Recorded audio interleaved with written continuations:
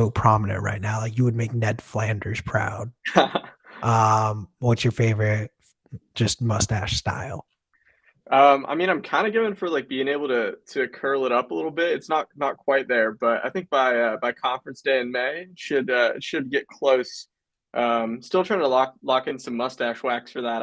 I found this stuff and it like, dude, the problem is you put it on and it smells like so strong, like chemicals, where it's like right below your nose, and I'm just like getting gassed, and I'm like, oh my God, like I'm gonna faint. So still looking for something kind of more natural, but yeah, that's kind of the vision for now.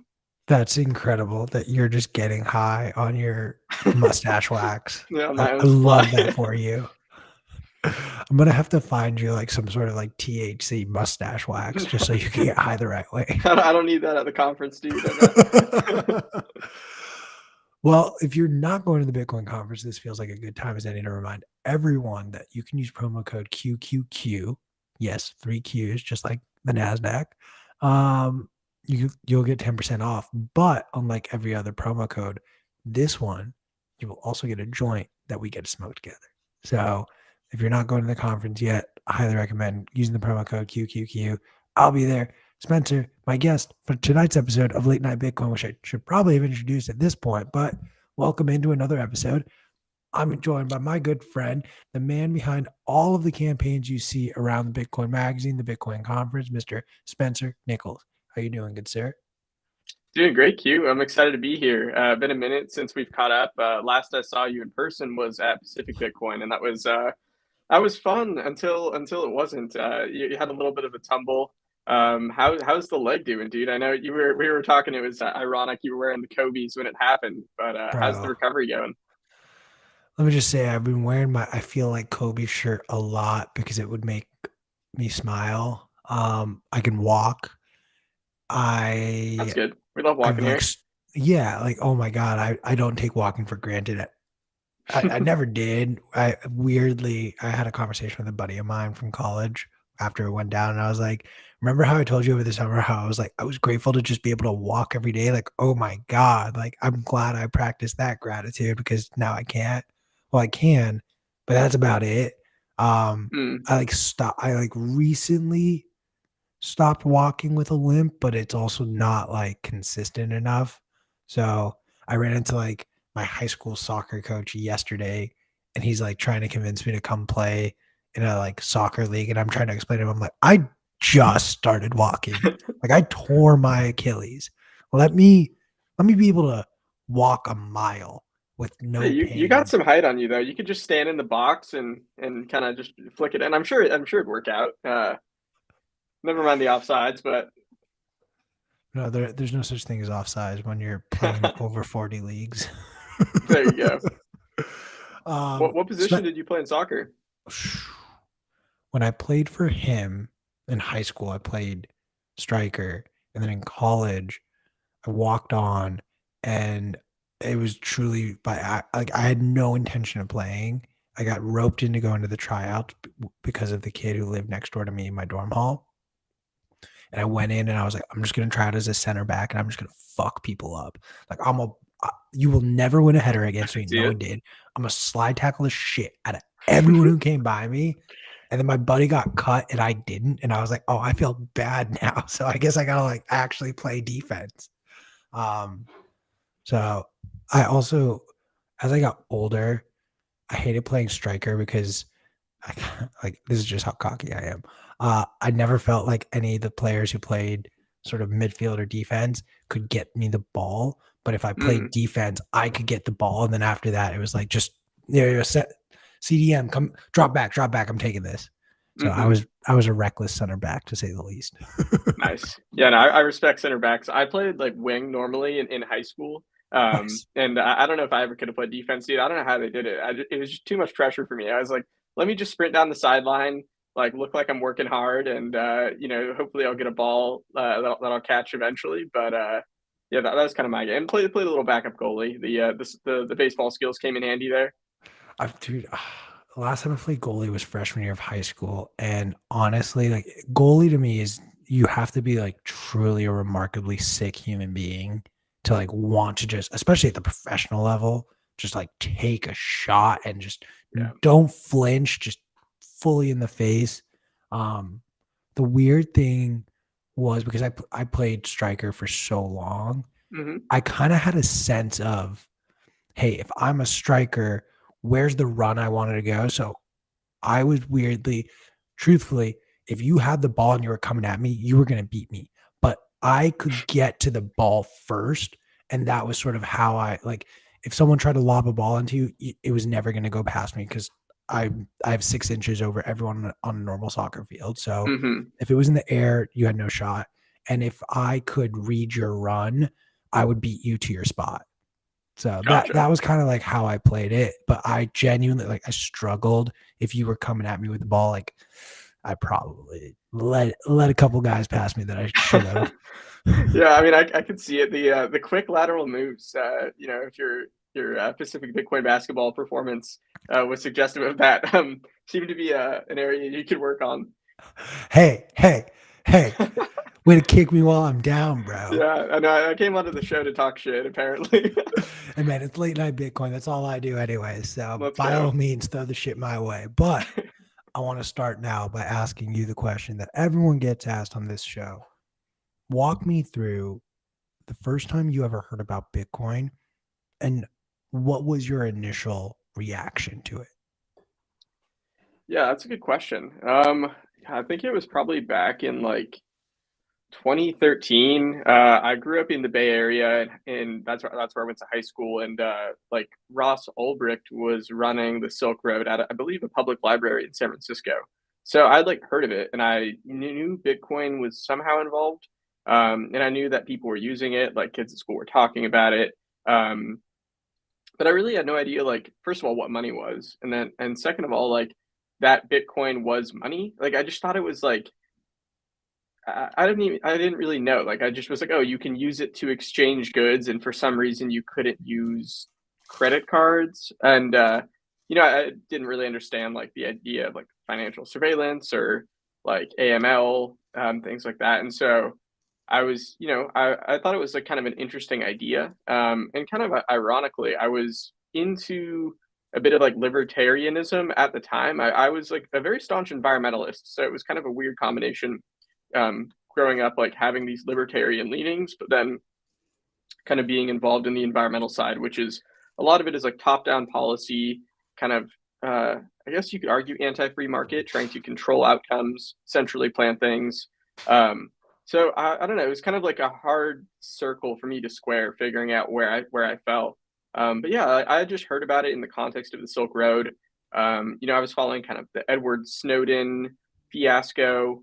So long ago, it's kind of hard to tell what my impression of what it was, looking back. But yeah, that was like my first inkling of hearing about Bitcoin. And I was trying to figure out like what I wanted to do in college, and I was always interested in psychology and like understanding how and why humans make decisions. And funnily enough, I was doing research on like these like college websites, and I was like, what major should I do? Like, and praxeology was one of the subjects that I thought sounded interesting. I ultimately didn't go that way, but kind of came full circle and fell down the Bitcoin rabbit hole. And I was like, oh, like there's this whole Austrian school of economics, and it's based on praxeology. And I thought it was just kind of ironic. I was like, oh, like definitely came back to what I found was interesting. So it's kind of funny how I've kind of come back full circle on a lot of things. Oh, totally. That's I mean, you're absolutely right, and we're gonna unpack your environmentalist background, but I feel like you're definitely at odds when you have a little bit of a libertarian bend, just especially because it environmental at least right now, the way it's designed, a lot of environmental activism and just movement needs to be done through some sort of legislation, unfortunately. But I think we'll unpack that a little bit. Yeah. I did want to share with you, kind of in the vein like when you were sharing, you heard about it during Silk Road, but you didn't really understand the importance of censorship resistant money and just like being able to freely transact whatever you want, however you wanted. I heard about it at the exact same time Mhm. for a similar reason, except I was in college, so I was trying to actually use Silk Road to send myself weed. And my buddy who told me about it was like, "Oh yeah, you have to buy this thing called Bitcoin." And I was like, "Well, I can't. can I just use my debit card? Like, I can enter a credit card. Like, do I have to, what is this? No. And genuinely, because I had to buy Bitcoin, I sought out a different method, but I kick myself a lot sometimes. Hmm. Yeah, no, I wish I had been more curious back in the day. But I mean, at the same time, like I don't know, it just I wasn't ready for it. Like I didn't understand it and didn't put in the work to learn about its importance. And when I ultimately like came back around, eventually, it took me like other touches with Bitcoin too. But when I finally came back around and got it, I was like, okay, like I'm not gonna miss out on this opportunity now that I realize the significance. And then I just basically during the pandemic was like, I'm gonna go all in, not like financially. I wasn't really ready for that, but like all in and trying to understand it. I spent so much time just crushing Bitcoin podcasts, reading Bitcoin books, trying to understand macro too, and kind of aspects of philosophy related to and adjacent to Bitcoin. Um, so yeah, it was. I definitely like saw my chance, and I was like, okay, I'm not going to miss it this time around. But it kind of reminds me like the second touch I had with Bitcoin was I want to say like 26, 20, maybe 2017, early 2018. I was in an environmental policy class and I saw this paper and it was saying that Bitcoin alone would cause more than 2 degrees centigrade of global warming. And I didn't really read into the methodology or anything. Like I just saw the headline and I was like, oh gosh, like that sounds bad. I think I was like following Vice News at the time and I think they were running with it. And I went to my professor and was like, yo, like, what do you think about this? And she was like, oh, yeah, like, that sounds bad. Like, Bitcoin's bad because it uses so much energy. And then we didn't even talk about what Bitcoin was. Like, I still really wasn't clear on that it even had a supply cap. And so I was like, oh, okay, like, interesting. I'm just going to like put that to the side. I don't really have much to do about it. But that was kind of my first foray into kind of like the environmental misinformation that surrounds Bitcoin. And kind of when I really dove down the rabbit hole, I was like, whoa, like it is really not at all what I thought it was. And there's just so many, as an environmentalist, so many amazing facets that I could explore related to Bitcoin and the environment that, again, like were so surprising to me. I definitely think there's also this gap of knowledge, unfortunately, where like people just don't, and it goes back to the lack of curiosity, the lack of desire to know and learn and understand these things because like I hear it so much from friends who like the best example that always comes to my mind is I have a very good friend who's named Jet and truly book smart, one of the smartest kids I've ever known. Like he was the kid in high school who got into every single Ivy League school, went to Hmm. Princeton to study civil engineering, and then went to Columbia Law School to become a lawyer. Like just book smart on a different level. Hmm. I have broached the conversation of Bitcoin with him so many times. And he literally just, it's like, honestly, he's just an NPC in my mind at this point because he just regurgitates, like, yeah, but it uses too much energy. Yeah, but like, it's not good for the environment. Yeah, but like, we already have a dollar. Like, why do we need another thing? And I sit there and I'm just like, bro, you're so smart, yet so dumb sometimes. Hmm. Can't say that. Don't say that. That will never help the case when you're trying to explain Bitcoin. I want to talk a little on this idea or this notion of like the FUD that gets spread. Like Vice, massive culprit. You hear it like the catch line on the energy side of things is oh, it uses more energy than some small countries do. It uses all this energy, all that energy, but it lacks this comparison. Like Bitcoiners love to use the Christmas lights comparison. Irrelevant, irrelevant, and I'll explain why in a second. Actually, that second is right now because Israel doesn't celebrate Christmas. Oh shit! Yeah, I said that. But realistically, people love Christmas too much to think that okay, Bitcoin, something that like I don't know or care about versus Christmas, which I love, brings me joy, like brings families together. Like I'm not gonna give up my family, and you have that association. The simpler comp, in my opinion, genuinely, but no one's calculated this. So someone who's smarter than me, go do this. The amount of energy that every single ATM machine that is available 24/7 to be used, I'm willing to bet uses more energy than all the Bitcoin miners in the world.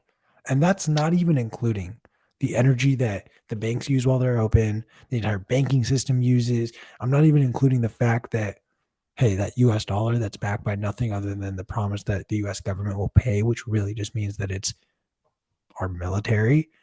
How much energy do you think it takes to run our military operations, guys? Like, so that's kind of why I genuinely think the Christmas tree argument, we're making it more difficult for ourselves. Or the Christmas lights argument. People love Christmas. Like, you're not like it's. I'm sorry, normie, especially normies. They love Christmas. You're not going to convince them like, hey, turn off your Christmas tree lights. So Yeah, no, I mean, I think like it definitely starts treading on some emotional territory for people, and that's like one of the biggest hurdles to getting people to understand Bitcoin is like it's foreign and like deep in our neuro like biology, we have this like kind of desire to like pull back from things we don't understand to protect ourselves and to protect our identities and our egos. And so like when you kind of go at things that people cherish and identify with, it definitely doesn't do you any favors. Um, and I think like on the note of kind of just straight up like the infrastructure of the traditional financial system using X amount of energy, I suppose you could make that argument. I don't find it particularly persuasive for me. And like one of the things that I mean I think really sets it like up nicely is like, you know, understanding how much energy Bitcoin uses right now. It uses less than 1/10 of 1%, which is, you know, Lynn Alden has talked about this, but when we do a calculation of how much energy the world uses, there is a margin of error of like 2%. So we are well massively within whoa. that margin of error. So it's like literally a rounding error. But on top of that, it's inconsequential to pretty much everything. I mean, and that's I think over time Bitcoin will certainly continue to use more energy. Um, and you know, as the fee market develops, I guess it's also kind of a conversation of like, you know, how does the energy use correlate with the block reward, which gets cut in half every 4 years. We were just talking about this with Troy Cross on Twitter Spaces earlier today, but yeah, I think like first of all, just understanding Bitcoin uses a minuscule amount of energy, and it also, on average, uses a greater percentage of renewable energy than any other major industry, and a greater percentage of renewable energy than the U.S. grid as a whole, than any country's grid as a whole, as far as I'm aware. So it is, you know, if quote unquote anti Bitcoin environmentalists want to kind of ledge that lob that criticism at Bitcoin, I think it's disingenuous to say that it's, you know, I guess, a dirty coin, so to speak, when it's actually, you know, using a greater degree of the energy that they prefer compared to pretty much every major industry in the world, as well as all other countries. And so, yeah, I just find it to be like a very, I mean, it's just a non-factor is what people don't understand. They see this equating Bitcoin's energy use to a country. And yet the countries they say is like the Netherlands, which is like, it's like 4 cities, like it's like Yo, four but that cities in red like a light district uses a lot of energy, man. yeah, a lot of red lights I hear. You Yeah, hear? Didn't actually, I see you there during Bitcoin Amsterdam? no, I wasn't there unfortunately. No, Oh, no, that's I right. That was was not there. Dylan and Tyler. My bad. My Mm, bad. gotcha. I did study abroad in Amsterdam though. I thought that was a fascinating city. I loved it. Yeah, No shit. yeah. Wait, I need story time for a second. Like, walk me through do you even go to class if you study abroad in Amsterdam?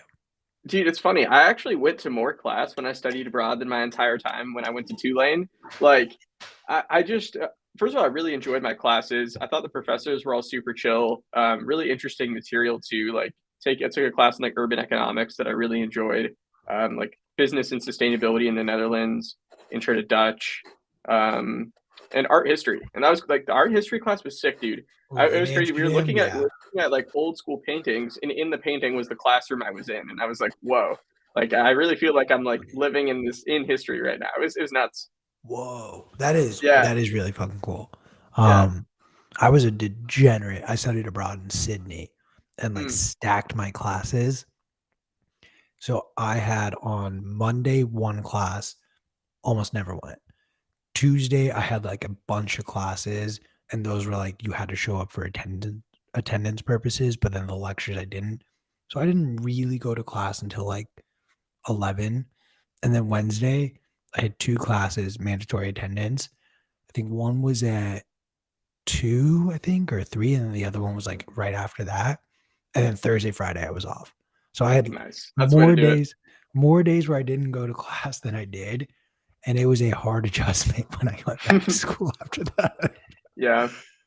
No, it's funny. When I studied abroad, like I'm trying to think. Yeah, like I cared more about those classes than I did my traditional ones, even though these didn't count towards my GPA. And I was like, I don't know why, but like I just really enjoyed it. And I think part of it was like the grades in the Netherlands, the grades that you get are public. Like I could see everyone's grade on every assignment at the end of the semester, and it was like it was crazy. And like I don't know, Dutch people were not very competitive about school too. And it was like a very chill and like they'd be like, oh yeah, I'll take like 6 or 7 years to get through undergrad, like no big deal.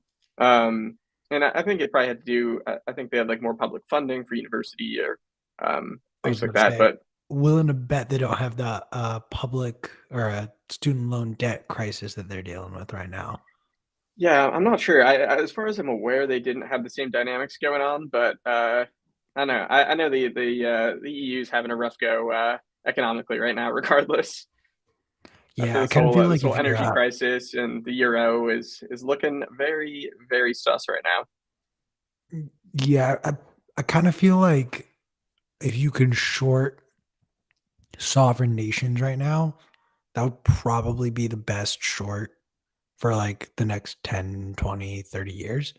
Mm, Um, but I want to talk a little bit more first on just energy FUD because I want to go back now. I love that discussion around, this is around a year. The amount of energy that Bitcoin uses as compared to all energy usage in the world, it is so minimal that we actually don't know if it's in within this range. Um, that said, obviously, it won't go to negative, but I think you, myself, and the majority, I won't say all because there's some dumb Bitcoiners out there, but a majority of us Bitcoiners, like we're math oriented. We understand math, and like that's kind of why Bitcoin in particular makes sense to us. But I'm going to quote Richard Pryor now because I want you to just think for a second about how smart the average person is. The average, okay? hmm And then you got to realize that half of the world is dumber than that. And something tells me that the average person would not have been able to follow the idea that, oh, it only uses 0.01% energy and there's a 2% range of an error range. So it could actually be as high as 2.01, but it's probably not. And like that becomes, I think, a little too much to swallow again for that hmm average and below. You and we're going to play a little game. We're getting to the halfway point of the episode. So that's when we play our little game. Um, I want, I want you to come up with like an elevator pitch, like 30 seconds, dispel the FUD of energy. And I'm putting you on the spot because this will be Yeah. clipped and go all over social media and people will critique you on your orange pilling skills. So don't fuck Cool. this No, up. sounds good. Yeah, no, I think at the end of the day, what Bitcoin enables is free market activity in money for the first time in a very long time. And that's what gold enabled, but it wasn't saleable across space. And that's overly complicated. The bottom line is that money helps us understand what we value, and Bitcoin is technology that gives us the ability to do so in the modern era, the digital age, in a way that we could not before. And so when we're talking about how much energy Bitcoin uses, it is irrelevant because Bitcoin helps us understand what we value at scale. And we're going to, if we don't have this technology, we're going to be wasting energy floundering around in the dark, trying to economize with filthy, inefficient money. And we're going to ultimately get outcomes that are undesirable. And so that's what I think Bitcoin does at the end of the day is just makes humanity that much smarter when we all work together. And that's worth every ounce of energy we put into it. Yeah, and so like at the end of the day, it's just better money for understanding what we value, and that's like why first of all the energy use, despite it being small, like it's worth every damn lot. Um, so that's my 30-second elevator pitch That as far was as like a the minute value and a of half, by Bitcoin. the way. Oh man, time flies, dude. Yeah. I would work on that a little bit just to trim it down. I like again. Okay, yeah, yeah. You're speaking to me. You're speaking to the Bitcoiners. We got to speak to like Dude, talk if to. I knew how to speak to the no coiners, I would You wouldn't be I, here. no, that's like dude, I've been trying to like talk to, friends, family and stuff, and it's just so hard to break through. I think I really just had to understand it on my own terms. I mean, it took me hundreds of hours to really wrap my head around like the game theory around Bitcoin, um, and like, why another coin, like the value of decentralization. It just took so many pieces falling into place. Um, but I think like a really good way of putting it that I enjoyed. We had Parker Lewis on Cosmic Bitcoin recently, and I think one of the questions he posed is like, what backs gold? What backs the dollar? What backs Bitcoin? And I think to sum it up, it's like they aren't backed by anything. What I guess what quote unquote backs them is the ability of people to trust in those mechanisms. And it just really highlights Nick Szabo's work as far as like trust minimize money. And so with gold, you can rely upon the laws of physics to be consistent, so that your gold isn't in two places at once being double spent. You can rely upon the game theory and the mathematics behind Bitcoin. And then, what backs fiat currency is the ability to trust the issuer. And Satoshi said this, but like, that trust has been abused time and time again. And so, yeah, it's Bitcoin is just money where you don't have to trust anyone. Is I think like the best way of understanding like what backs its ability to be a good form of money. I But can yeah, no, dig as that. far as speaking of no coiners, dude, it's hard. Like you were talking about your buddy before he went to Princeton and all that, and it's like it's almost like the I mean, I found like it's almost like the smarter people are, the harder it is to get them to accept that they didn't understand something about money, or they're just trying to get too fancy with it. Because like Bitcoin at the end of the day is just money that you have to work for. Like that's it. It's as simple as that. It's like imagine if everyone had to do work to get paid. Like What a that's it. novel idea or Yeah, concept. it's like what a crazy idea. I mean, imagine if we built an economy on that. Like how would that look? Um, yeah, so I mean, it's as simple as that too. I think I saw Adam Back today talking about like children trying to converge upon money in like preschool, where it's like, oh, we're going to use Legos as money, and it has to be the super shiny ones that you have to sift through the bin to find. And so you're like putting in that work to mine like the super special Lego, and it's like they're using the scarce ones as money that are more special. And I just thought it was funny, just like thinking about at the end of the day like how simple Bitcoin is you just need to put in the work to get paid. And I mean, I think like that's how economies should be run. We don't want people just printing in their basement and getting by on everyone else's back. I think that's a fairly concise way of putting it. I hope. You're saying the quiet part out loud. So either you're gonna get got, or you fully. Eastside Tony is right. You are the spook, and you've been told to say these things because, like, honestly, the mustache is a little spooky. Yeah, I forgot to wear my aviators on today's chat. I'll bring them next time though, just to make it really clear that I am indeed a spook. Um, um, I want to talk about the media because, like you alluded to, you originally heard that piece of FUD through Vice, and it's not just Vice. I won't just pick on them, but they are a very guilty culprit.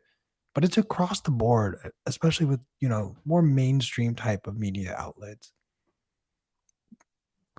I hate giving Fox any credit because honestly, Fox is as deplorable as CNN. But to Fox's credit, sorry, it struggles to come out yeah, of you my got mouth. something in your throat there, Like dude. I can't. Those words together, like something just like stops in my throat. But to give more credit, all right, I got through that. Like they bring Bitcoiners on. Like Kaiser's been on Tucker's show. Kelly. Yeah, like Bukele came on. Brunel and Dylan LeClaire go on Fox Business pretty regularly. We've had Marty Bent go on. So the conversation around Bitcoin, especially around the freedom aspect of the money, and especially around the conversation of inflation, gets brought up. But it seems as though if those are not, and I'm going to say it in a way where it's like, if you don't feel the impact of inflation because, you know, you're rich enough, you don't care that eggs went from $3 to $5 because that $2 difference every week is pennies to you. But to a lot of other people, that's the difference between a positive or negative balance at the end of the month in their bank account. Hmm. And I think there's a level of privilege sometimes that these people who sort of scoff at the idea of, oh, it uses too much energy. And we've seen it time and time again too. Sri Lanka last year was the perfect example of this. Do you remember what happened? Correct? Yeah, it was something along the lines of like they stopped using fertilizer for their food to meet certain emissions targets, and then they overthrew the government. And yeah, I think they had some crazy hyperinflation going on at the same time. But that's my like vague understanding of it. Pretty much that is perfect. The one detail I want to add to meet they were mandated to meet a certain level of ESG compliance because they received a loan from the IMF.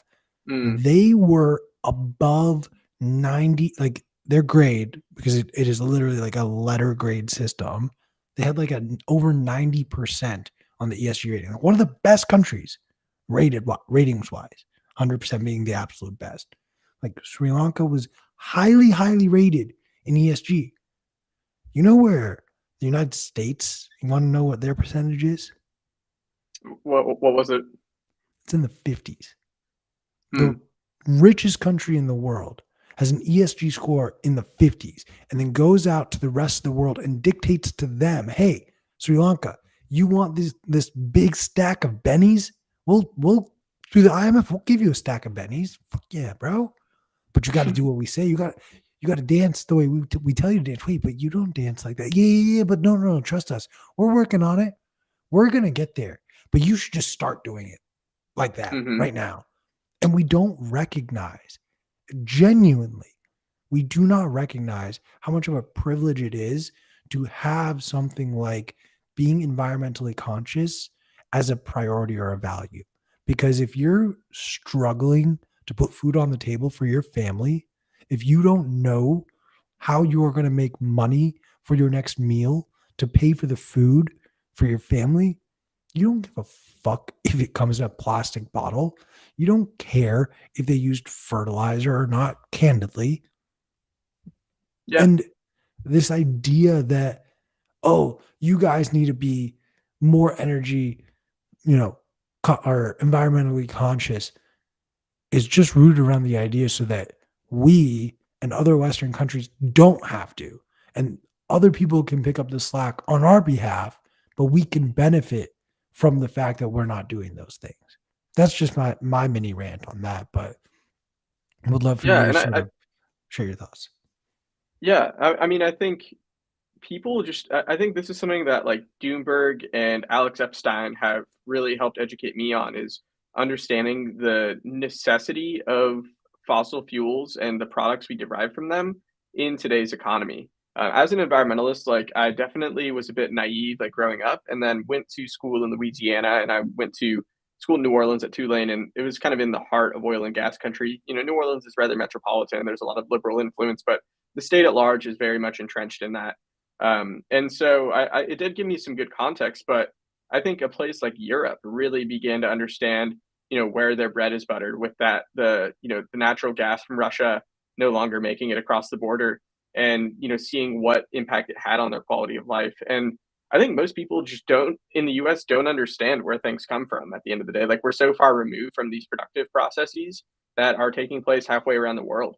And I think at the end of the day, like that's a lot of what we done is like we're trying to export our emissions to places like China.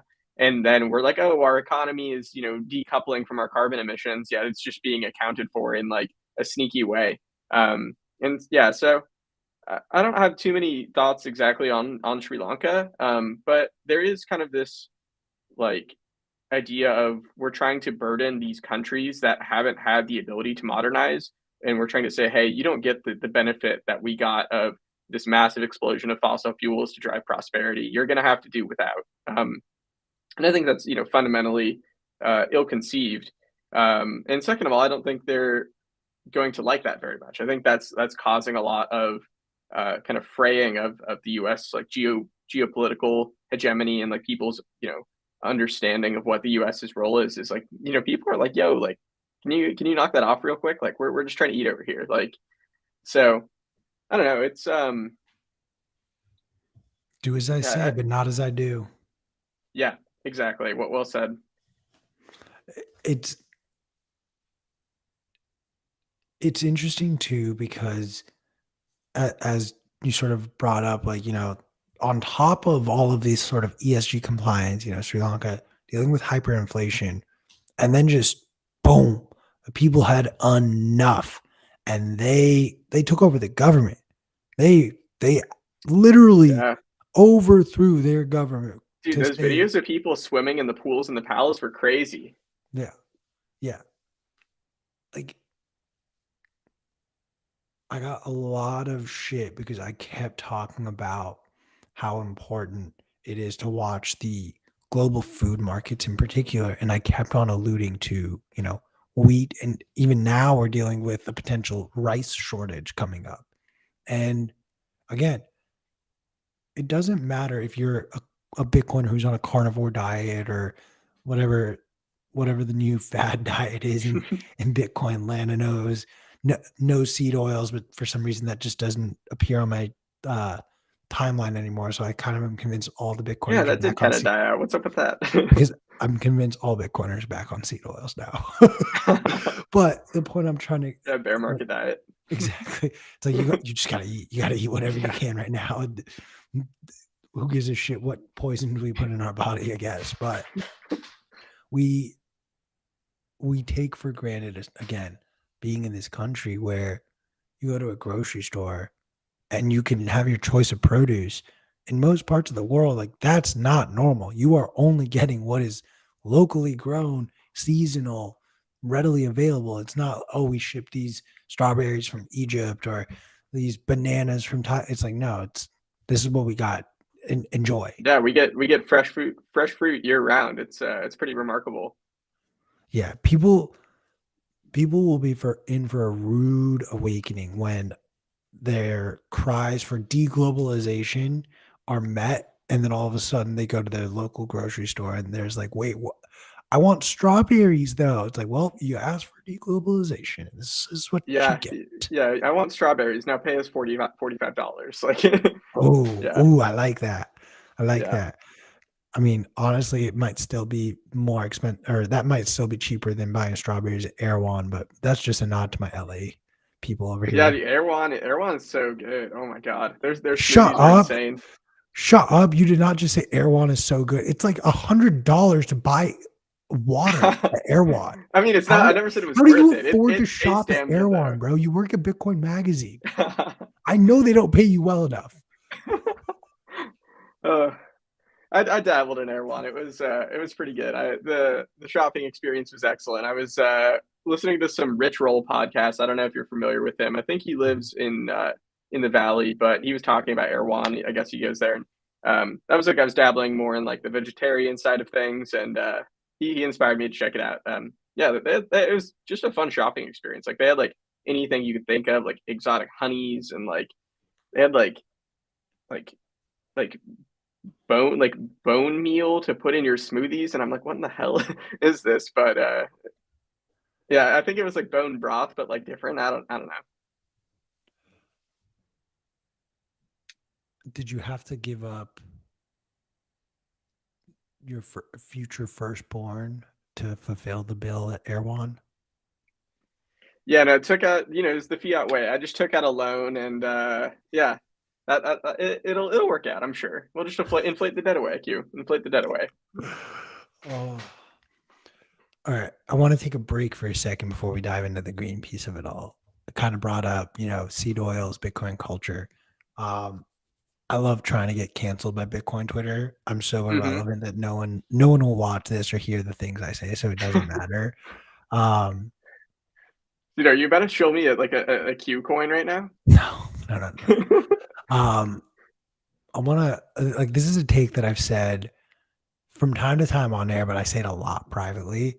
Um, for a group of people who are very against woke cancel culture, Bitcoiners are the most sensitive, autistic, like quickest to cancel anyone for saying the wrong thing group of people. And it absolutely blows my mind sometimes. Um, do you have a similar experience, or am I just being a complete buffoon right now?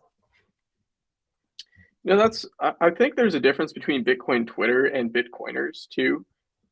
And like the way people behave online is just vastly different from like how they behave in person. Like it's almost like we're in like a Call of Duty lobby back in the day where it's just like the most profane things you can hear of. People are like, I don't know, there's like people getting swatted and you're like, what the hell are people like this? And then you go to a Bitcoin event or a Bitcoin meetup and you're like, oh, these people are all super cool, like family oriented, like head on their shoulders, productive, curious, intellectually honest. So it's like it is really really funny, seeing what that difference.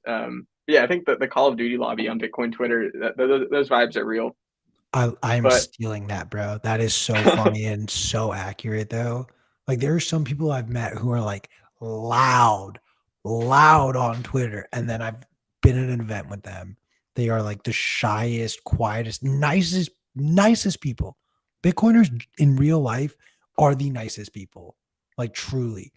But like, they're best way to describe them, just keyboard warriors. I'm sorry. I'm sorry. If you're offended by that comment, probably means you're one of them. yeah, if you're offended by that comment, tweet about late night Bitcoin, get really mad, share it with all your friends, and yeah, come on the show. Yeah. Yeah, Oh, get in the chat. I welcome anyone who thinks that I was talking about them, come on this show and like make me feel like I'm a fool for saying what I said. DMs are always open. To be honest, like it is an open invite to come on late night Bitcoin because I do way too many episodes of this shit. So like I need guests. If you want to come on the show, come on. But of course, like Spencer said, like and subscribe down below, please, and share this with your Yo. friends. Um, what is one thing in like that Bitcoin has introduced to you from a cultural Hmm. aspect where you're like, oh my God, this is so cool, but it has nothing to do with Bitcoin? Hmm. That's a good question. I mean, I guess I already mentioned this earlier, but like I kind of grew up in the Bay Area, was like very much environmentalist, all about sustainability, renewable energy, things like that, but like really didn't have a grasp of like the fundamentals of the global energy system. And I was just like kind of, using wishful thinking. And so I think Bitcoin really just introduced like kind of a realism to my understanding. And I think that was just very healthy overall for just giving me a more well-rounded understanding of the world. Understanding trade-offs was super important. Um, and also, I mean, like time preference was really the big one. I think like that was just really transformative on like how I view myself, and how I treat myself too. So I think I mean, that is certainly like deeply intertwined with Bitcoin, but not, isn't all that Bitcoin is. So that probably be a couple. Um, yeah, I don't know. Otherwise, I think it's like the public discourse of Bitcoiners, like people just like being like sharing their thoughts and like it is like this like almost decentralized educational curriculum of trying to understand Bitcoin. And so that's something I've really valued about being part of the Bitcoin community is like how many amazingly smart people are out there giving away like top tier education for free and like holding your hand through it, answering questions. Um, and I think like that generosity is awesome. That's been one of the coolest things for me. And so that's why I feel so fortunate to be at Bitcoin Magazine, like supporting people like that, getting their content out there, and helping like foster that deeper understanding of the world too. I think it's just yeah, it's fucking dope. Take all the time you need. Oh, I tried to mute Oh myself and man. I did not. Oh, oh, damn it. My voice is a little shot out. So I'm gonna need you to talk to me about Greenpeace. Talk to me about the thumbnail. Yeah. So Greenpeace. So first of all, the Skull Satoshi, so sick. Saw that and I was like, this thing looks awesome. I love the laser eyes. I love the skull. super dope. So I was just like, okay, this is sick. And also like I've really enjoyed trolling them. I'm sure a lot of other Bitcoiners do too. Um, but overall, like I think that at the end of the day, like they just don't know what they're talking about. They're like Bitcoin, like proof of work and proof of stake are equivalent. Why can't Bitcoin just get a proof of stake? And they don't even know what each of those things is really at the end of the day. I think it's really, I mean, they just took money from Chris Larson. He gave them $5 million after starting Ripple and rugging the shit out of retail, and then giving their money to Greenpeace to be able to market his shitcoin. And it's just like absolute clownery. And so at the same time, like Greenpeace is citing research from this paper I mentioned earlier in our conversation, Moore et al. And Moore et al. Said Bitcoin alone would cause 2 degrees centigrade of global warming by like 2020, which is absolutely bonkers. And they cite this paper within the last 6 months. Yet if you look at the paper, if you go to like journal of like Nature Climate Change, and you look at this Moore et al. Piece, right at the very top, there are 3 rebuttals that they decide they don't need to click on. And like one of those is like, inaccurate assumptions lead to, something along the lines of like, this paper is not representing reality. They should probably take a look at that. So it's like they're like, oh, the science says. It's like, no, the science says exactly the opposite of what you're saying. So I just found it kind of ridiculous, their lack of just clicking on links. It was just, it's like two clicks, like, and you would have a better understanding than you do now. Yeah, and on top of that, they keep citing Alex de Vries, somebody with a vested interest, worked for the Dutch central bank, also just has pretty shoddy models, thinks each Bitcoin transaction uses more energy than a home uses in a year or something like that. And it's like, so why am I not paying, hundreds and hundreds of dollars for every transaction, or like dollar equivalents? But like his math just simply doesn't check out. And they keep citing him, and he obviously has an axe to grind. So it's just the science they cite is just ridiculous. And they also just have all of these like nonsensical comparisons of, Bitcoin to a Visa transaction, when Visa is a credit transaction, Bitcoin is achieving final settlement. They don't even understand the Lightning Network or that it exists. So like just their understanding of the technology is like non-existent. And yeah, they just don't understand, first of all, what decentralization is. They don't understand the value of time preference. They don't understand capital misallocation under fiat. And at the end of the day, they don't understand that Bitcoin is the answer to the petrodollar. Like since 1971, we left this, gold-backed currency, and we decided to go onto a fiat standard. And underpinning all of this was Saudi Arabia agreeing to trade oil for dollars and investing those profits in U.S. government debt, the U.S. Treasury market. And like Greenpeace is essentially saying, we want to ruin the only alternative to the petrodollar because we don't understand something. And it's ridiculous. And they don't understand, like, the petrodollar is tied at the hip to the U.S. military industrial complex. The U.S. military is the single largest user of oil in the world, inherently politicizes money, which generates conflict, inherently is inflationary, which increases time preference, and also incentivizes debt, which is pulling forward future productivity to consume in the present. So it's driving like hyper-consumerism, massive exploitation of natural resources, and polarization and conflict. And it's like, what do they not understand about decentralized energy money as being a better alternative to that? And I know like I get a little bit up in arms, but I mean, for me, that was like the biggest thing when I was like, oh shit, like Bitcoin fixes this. And I was like, coming from an environmental background, I was like, holy crap, like that's super powerful. Yeah, so there's I did hear, I have it right here actually. Bitcoin Magazine's The Orange Party issue. I did write an article about this if people want to check it out. Also, shout out Mark Goodwin, Joe Rogers, Annabelle Bozzi. You guys kill it. Amazing work on these magazines. But yeah, debunking the ESG. There we go. Debunking the ESG attack on Bitcoin. I kind of wrote about some of my thoughts on there and kind of the necessity of energy money. And I go through and debunk 6 separate points of misinformation. But at the end of the day, it's like everyone citing each other, and then it all just goes back to Moore et al. And Alex de Vries, Digiconomist, and it's just turtles all the way down of just garbage science. And I'm like, it's just nonsense. It's kind of hilarious, but also like sad. I mean, they're yeah. I think the funny part for me is you're right to a degree. And I think, yes, the people at Greenpeace, they're making these claims and requests because they have no idea what they're saying. But then the people who are giving them money, I think they genuinely believe that they can convince all the node runners, every single individual who runs a node.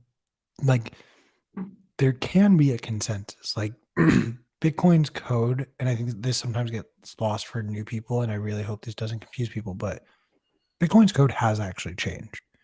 There have been updates that have been introduced, there have been tweaks, modifications, and so forth, but there has to be a general consensus. Now, I think not Taproot, but the other update that came out, there was one. Am I crazy? There was one update that like a developer pushed through, and like everyone was kind of like up in arms about the way it got pushed through. And it wasn't ordinals and it wasn't Taproot. It was something else. Yeah, I'm not sure off the top of my head. Regardless, um, I find it fascinating that there's like this very clear lack of understanding by people who like the founders of Ripple understand Bitcoin. Yeah. There's no I'm hard pressed to believe, with the exception of maybe that chick who created Cummies, and I'm not actually convinced she actually created Cummies. I think that she was just paid to say that she did. Um, Cummies, Cum Rocket. No, I'm okay. I've heard of the latter. I Dude, didn't know, this realize was that were those were. dude, it was such an obnoxious video where like this very, very very, very attractive girl essentially was like, look how easy it is to make a cryptocurrency. And like literally just created one called Cum Rocket. And people just watched the TikTok and started buying into it. And then like they started hiring devs and everything. And it was like, oh my God, this is everything wrong with like this. Um, so if this girl actually created Cum Rocket, like, no, I don't think she understands like Bitcoin's code the way like, Mm-hmm. Vitalik, or I'm spacing on the guys who found Ripple, or even like Chris Larson was one of them. Chris Larson definitely understands Bitcoin. I hate saying his name. It's like the boogeyman, and I'm afraid if I say it too many times, like the hexagons will appear. But Richard Hart understands Bitcoin. Like these people know Bitcoin, and they actually know it well enough to say things that will then confuse people.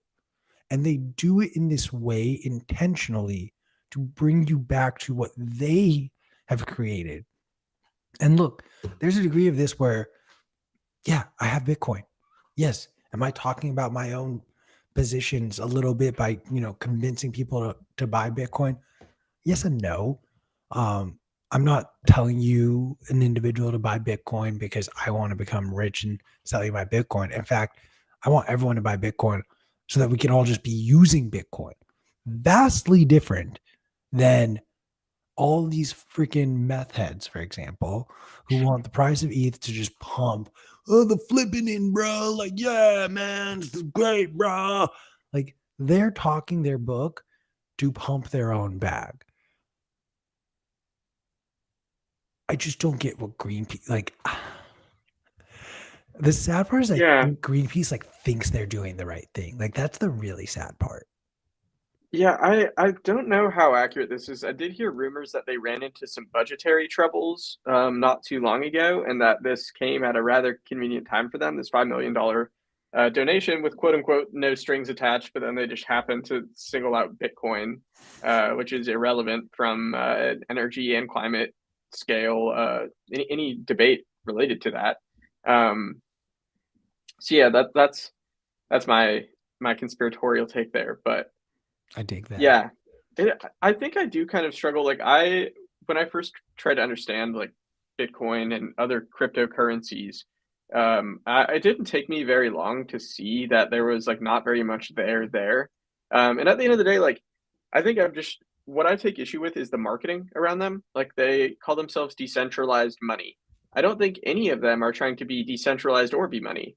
So I see Bitcoin as in a class of its own, trying to be sound money. I see everything else as um, a software startup that is crowdfunding, and people are allowed to buy equity in it to try and achieve their goals to get like mortgages on the blockchain or manage supply chains on the blockchain. And I'm not savvy enough to argue whether or not there's a business case there. To my eye, it doesn't seem so. Um, but at the end of the day, I really just take issue with the marketing. Like, sure, you can try and do stuff on a blockchain architecture, but like I'm not going to invest in that. Like I don't see a need. I don't see a need for that. I see a need for sound money, and that's what I came here for. So yeah, I think yeah, that's my take. I don't see any of them else as money, and it's I just take issue with the marketing at the end of the day. Like um, so yeah, we'll see what happens with this. I know Binance is getting sued by the CFTC. I know there was some shady goings on with Signature Bank being shut down. And I know, there's this Ripple lawsuit with the SEC. It should be ruled on, I think in like a month or two or something. It should be coming down the pipe. But yeah, I think it's going to be interesting to see what happens with everything with like Gary Gensler. I know he taught courses on Bitcoin at MIT. He seems to understand what sets Bitcoin apart, as far as its fair distribution, decentralization, proof of work, the importance of that. So I don't know. It's interesting. You have like the executive branch, and then you have the SEC on the other hand, and like the executive branch has they're shit talking Bitcoin in their president's economic report, saying it's not a store of value because it's volatile. They're saying therefore it can't be money. And then you have Gary Gensler, who is lecturing on this innovation in financial and monetary technology, and so um, yeah, and I think at the end of the day, uh, my pet theory is that people within the U.S. government created Bitcoin because they saw the fundamental problems with fiat currency, and the kind of national security implications of a failing money, and they wanted to make sure that they were hedged against that. I don't have much to back that with. That's just like if I were them, I that's what I would do is try and find an alternative and make sure you weren't the last one to get there. So that's my hot take for this sesh. I dig it. I dig it. We are getting to that. I mean, we are technically past 9 p.m. Pacific, which is now well past my bedtime. Same, Um, man. so we're gonna be wrapping this episode up. Um, I to be honest, like I'm telling you live on air, you have to come back because like that we didn't even hit like half of the talking points that we wanted to go through. Um, I will caveat one thing that you said, and I've brought this up repeatedly. You said it's like, oh, the SEC on one hand, and then you have you know, the Biden administration on the other hand, like super anti-Bitcoin. I would actually challenge that, and I would say you have Gary Gensler on one hand, and then you literally have everyone else in the federal government on the other side of it. Mm, And I kind of like I caution everyone because like there's someone else in the SEC who's like a crypto enthusiast. She's not anti crypto, but she's like genuinely pro crypto at large. And I think I saw something where like I think someone at the CFTC, the commodities side of things, was like, "Yo, Gary Gensler has no idea what he's talking about. Like Bitcoin's not a commodity." So we are literally one Gary Gensler getting fired away from having zero allies in the federal government. So that's one side of that. I dig this conspiracy. However, my caveat is I genuinely believe that Satoshi, at bare minimum, had to be someone from a country that had ties back to the UK because of the chancellor on the brink of the second bailouts. I'm mm. not necessarily saying he was British, but like Australia get is because it was a British colony is still tied back. Canada, same thing, like tied back. They still get a lot of British UK news very regularly. So for that reason, like I just that's my take on that. But who fucking knows? Maybe it was the Yeah, government, and like they intentionally did that to really throw you off. That'd be sneaky. That'd be super yeah, sneaky. yeah. That's yeah, I'm not really sure what to say to that other than I think like choosing that headline of Chancellor on brink of bailout, second bailout of banks, was, I mean, it's just like it's so poetic. Like, how could you not love that? So whoever it was, they chose a great headline for it. I think that's just an amazing quotation. We have one special announcement that I'm going to just keep Ooh, bringing up, especially when I have Bitcoin Magazine people on.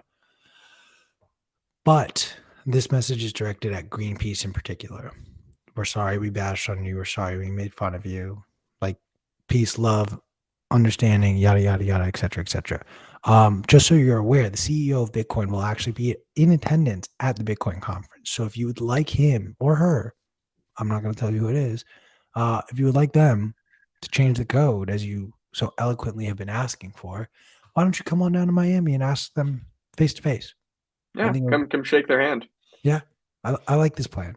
So that is our call out to Greenpeace. If you Greenpeace or any other viewers out there need a ticket, use promo code QQQ, get 10% off, and I will roll you a joint and we will smoke it together. Or honestly, I'll give you the joint. You don't have to smoke it with me, I guess. But if you're using my promo code, I kind of feel like you want to smoke weed with me. I don't know. It is that time, Spencer. I will leave you with the final word, but I also need you to promise that you'll come back on Late Night Bitcoin. Yeah, dude, I had a lot of fun. This is great. Always good to shoot the shit. I really appreciate you having me on, and it's been good to catch up, dude. It's been too long. Are you? I don't want to dox you. Are you still? I know you were in the process of moving. I don't know if you're still where you were before, but I very much still live in my mother's basement. okay, nice, dude. Well, I'm in the general vicinity. I don't want to dox myself either, but dude, we should catch up sometime soon. Dude, I'm down. I'm down. As I've started to become a little bit more mobile, so I can go around and do things, which is nice. So I'll shoot you a text. But Yeah, in the sounds good. meantime, To make it guys, easy, I'll come to you. How about that? we'll figure it out. We'll figure it out for sure. But ladies and gentlemen, that is going to be another episode of Late Night Bitcoin. We are done for the week. It's over. You're done hearing my voice. You're done seeing my face. I'm gonna go smoke some weed. You do the same. We will be back next week. Thank you very much for